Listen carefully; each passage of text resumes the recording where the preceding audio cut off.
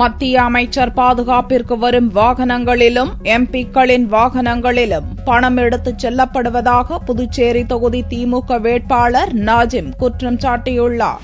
புதுச்சேரி தொகுதி திமுக வேட்பாளர் நாஜிம் காரைக்கால் தெற்கு தொகுதிக்குட்பட்ட தக்களூர், தருமபுரம், புதுத்துறை போன்ற பகுதிகளில் வாக்கு சேகரித்தார். பின்னர் செய்தியாளர்களிடம் பேசிய நாஜிம், தேர்தல் விதிமுறைகள் நடைமுறையில் இருந்தாலும் பணப்புழக்கம் பெரிதும் அதிகரித்துள்ளதாகவும், மத்திய அமைச்சர் மற்றும் அவருடைய பாதுகாப்பு அதிகாரிகள் வரும் வாகனங்களிலேயே பணம் எடுத்து வரப்படுவதாகவும் குற்றம் சாட்டினார். பணம் பெரிய அளவில் விளையாடி கொண்டிருக்கிறது.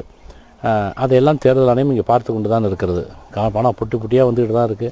இன்னும் சொல்ல போனா மத்திய அமைச்சருக்கு பாதுகாப்பு அதிகாரியாக வரக்கூடிய அந்த வாகனத்திலே வருகிறது. இதெல்லாம் காவல்துறையும் தேர்தல் துறையும் பார்த்து கொண்டு ஒரு தலைபட்சமாக செயல்படுவதை போல எனக்கு ஒரு எண்ணம் தோன்றுகிறது. தேர்தல் பறக்கும் படை அதிகாரிகள் மத்திய அமைச்சர்களின் வாகனங்களை சோதனையிடுவதில்லை என்றும் நாஜிம் புகார் தெரிவித்தார்.